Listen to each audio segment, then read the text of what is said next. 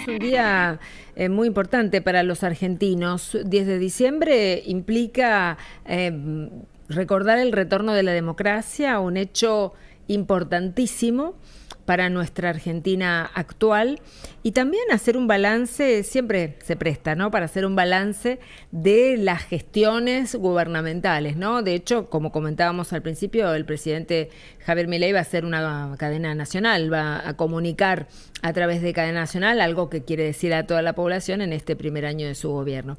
Si bien no es tema propio de reflexión o de análisis, estrictamente de este año de gestión de Javier Milei, hoy tenemos la oportunidad de conectarnos con Julieta Vera, que es investigadora del programa del Observatorio de la Deuda Social Argentina de la UCA, frente a tantos análisis y cosas que estamos haciendo en el día de hoy, ¿no?, del año de gestión de Javier Milei. Decía, si bien no lo están estudiando así, sí ven desde el observatorio muchos temas que atraviesan el gobierno actual y las políticas, como las políticas que está llevando adelante. Por eso quisimos conectarnos hoy con Julieta, con la gente del Observatorio de la Deuda Social, para hablar de estas situaciones, ¿no?, de la deuda social en la Argentina y de cómo estamos en este tiempo. ¿Cómo estás, Julieta? Bienvenida y gracias por conectarte con nosotros. Hola, ¿qué tal? Gracias a ustedes.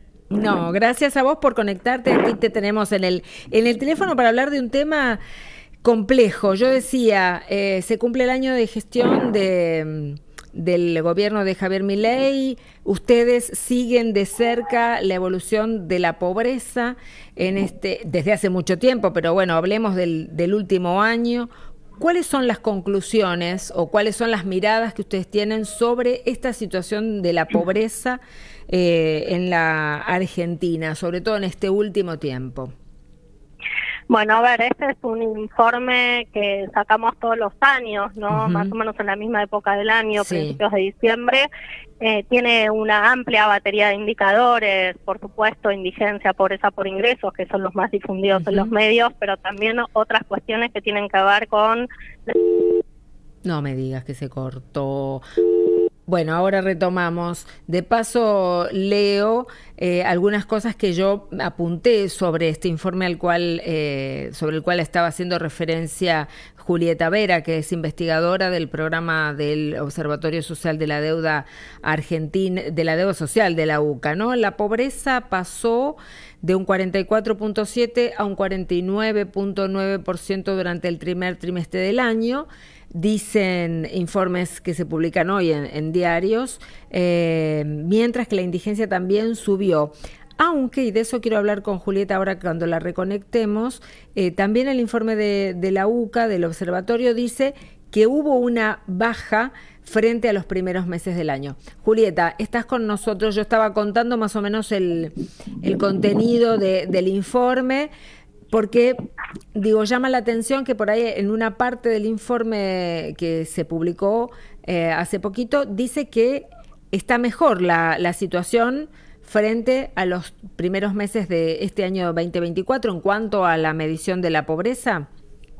Sí, a ver, si nosotros comparamos interanualmente, ¿no? Tomamos en cuenta la evolución de distintos indicadores 2023-2024, sí, no solo pobreza por ingresos, sino también tenemos, por ejemplo, batería de indicadores que tienen que ver con el recorte de los gastos corrientes que han tenido que hacer los hogares, por ejemplo, que no han podido comprar medicamentos, sí, o cuestiones de la atención médica, del pago de servicios. Y si lo vemos de manera interanual, lo que vemos es un deterioro de las condiciones de vida, ¿no? Claro.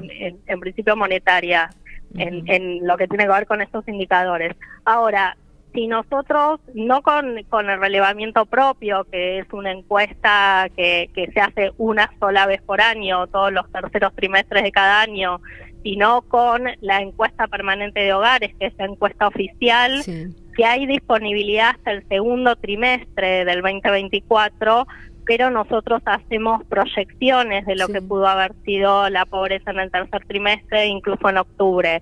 Si lo vemos de manera trimestral, lo que observamos es un cuarto trimestre del año pasado, cuarto trimestre del 2023, con un incremento de la indigencia y la pobreza por ingresos, que aumenta mucho más aún en el primer trimestre de este año, ¿no? Recordemos los meses de diciembre, enero, febrero, con muy elevados niveles de inflación, ¿no? Tasas mensuales que rondaban el 15, el 18%, aspectos que incide muy directamente en este tipo de indicadores, ¿no? En la indigencia y la pobreza por ingresos. Si nosotros vemos más en la evolución trimestral, lo que decía es un cuarto trimestre del año pasado con incremento, un primer trimestre de este año con aún más incremento, y a partir del segundo trimestre de este año empezaría una tendencia descendente, tendencia que habrá que ver qué piso encuentra, ¿no? Lo que nosotros destacamos es que seguimos hablando de niveles de indigencia y pobreza sumamente elevados. Si tenemos una mirada más de mediano plazo o más de mediano largo plazo, en los últimos 20 años la pobreza no bajó del 25%, entonces hay que ver con cierta desaceleración de la inflación en estos últimos meses del año qué piso encuentra, ¿no? La pobreza, y ahí, bueno, aspectos que tienen más que ver con políticas de mediano a largo plazo, en lo que tiene que ver con no solo la estabilidad macroeconómica, sino también de desarrollo productivo, integración, qué sucede con los sectores informales y demás. Claro. Y pensaba en un grupo etario, un grupo social muy importante de nuestro país, que son los niños. Un gran porcentaje de los niños y niñas y adolescentes son los que están en esta situación de pobreza, de deuda social, ¿no? ¿Cómo es la mirada que ustedes tienen en ese concreto grupo o para ese concreto grupo etario? Bueno, dentro del observatorio hay un equipo específico que está asociado al análisis de la infancia, no solo en cuanto a las condiciones de los hogares en las que viven estos niños y adolescentes, sino también cuestiones de crianza, apoyo social y demás. En lo que tiene que ver específicamente con la pobreza por ingresos, yo comentaba antes que de manera más de mediano o largo plazo, en los últimos 20 años, la pobreza no bajó del 25% en la población general. Esto en los niños, niñas y adolescentes asciende alrededor del 38, del 40%, ¿no? Entonces estamos hablando de un grupo etario sumamente vulnerable y que, bueno, y por supuesto también incide no solo en términos actuales y de la vulnerabilidad de esos hogares y de esos niños, sino también en lo que tiene que ver con el futuro, ¿no? En cuanto al capital humano de las próximas próximas generaciones, digamos, de trabajadores, trabajadoras. Claro, en los gráficos que ustedes publican, sobre todo en Twitter, que los invitamos a que los sigan en X, porque ahí está bien gráfica y lo estamos viendo en pantalla en este momento, cómo fue esa evolución de las tasas de indigencia y de pobreza desde 2001, que ha sido un año en el que estaban altísimas, después bajaron como una suerte de pancita, ¿no? Durante los siguientes años fueron bajando, hasta que ahora, no ahora ya, desde 2020 en adelante, 2019, 2020 en adelante volvieron 17, exacto, volvieron a subir, ¿no? ¿Qué tiene que pasar o qué tendría que pasar para que los niveles de pobreza e indigencia puedan bajar más y perforar esos pisos que vos decías hace un rato? Bueno, no solo cuestiones que tienen que ver con la estabilidad macroeconómica, sino también aspectos más amplios vinculados, por supuesto, al mercado de trabajo, ¿no? En primer lugar, porque recordemos que los recursos monetarios de los hogares en mayor medida provienen del mercado de trabajo, incluso en los sectores más bajos, en donde los ingresos por transferencias y política social son relevantes. Aún en esos hogares, los ingresos que provienen del mercado de trabajo, en esos sectores más vinculados a changas, a empleos precarios, a baja calidad de empleo, son muy relevantes, con lo cual lo que sucede en términos de mercado de trabajo, no solo en cantidad cantidad de empleos, sino también en calidad, es sumamente relevante. Y yendo más atrás, digamos, en la cadena de factores explicativos, esto también ligado a aspectos que están asociados a la estructura económica, a la estructura productiva, al desarrollo, a qué sucede en los sectores informales en cuanto a acceso, digamos, tecnológico, de productividad, de creación de buenos empleos. Claro. Veíamos antes ese gráfico que mostraba el altísimo nivel de pobreza e indigencia en el 2001. Después se fue mejorando la situación, pero esas mejoras, y ustedes mismos lo dicen en muchos informes, no se sostuvieron en el tiempo. ¿Por qué no se sostuvieron en el tiempo? Y me permito hacer la pregunta que ustedes hacen allí en sus análisis también, ¿no?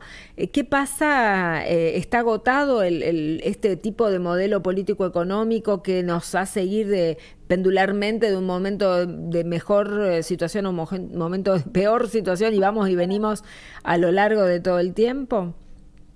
La Argentina tiene de manera estructural, digamos, problemas muy importantes, como muy bien lo estás mencionando, vinculado a la pobreza y también a la desigualdad, ¿no?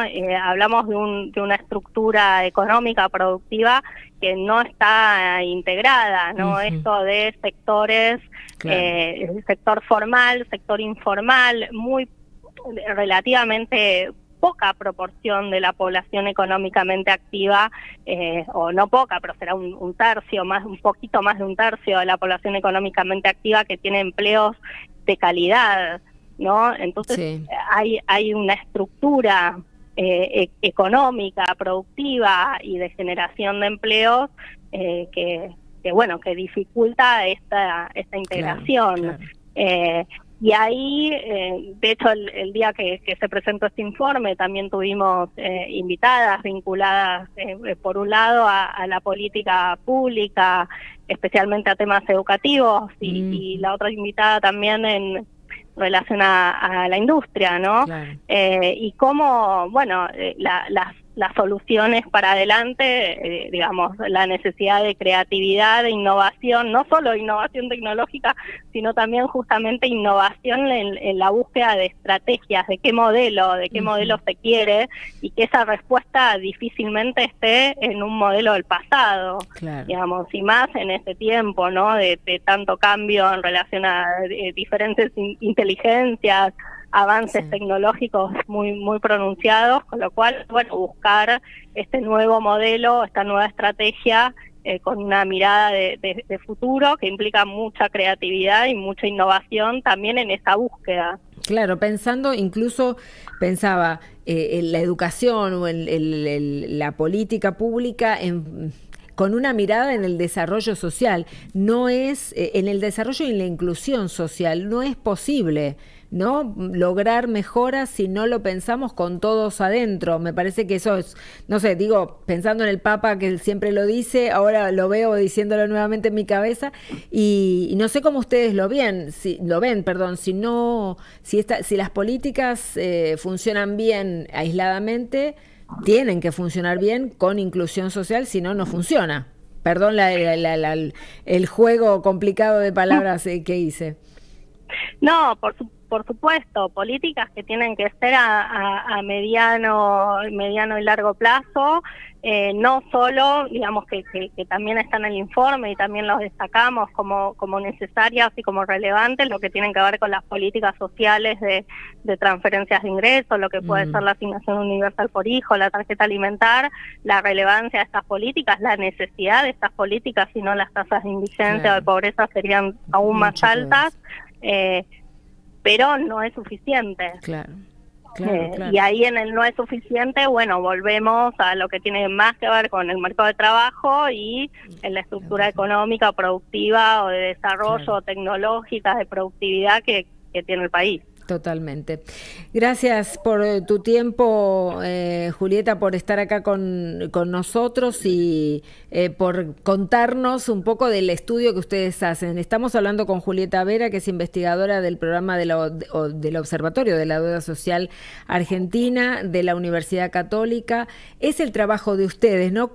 ¿Qué significa también para ustedes investigadores estar todo el tiempo mirando estas variables y a veces ver cosas que no quisieran ver, ¿no es cierto? ¿Cómo lo manejan ustedes también? Bueno, efectivamente es un trabajo que venimos haciendo hace muchos años y bueno, hay que hacerlo. Personal lo creemos altamente necesario, sí. Y bueno, y creemos en lo que hacemos, digamos. Totalmente, y esperamos eso, ¿no? Que estos informes que están disponibles, que se hacen visibles, hacerlos mucho más visibles y que muestren esa realidad que necesita la intervención de políticas públicas urgentemente para mejorar la situación de todos los argentinos. Así que gracias por el trabajo que hacen. No, gracias a ustedes también por el espacio. Muchas gracias. Un abrazo. Hasta luego.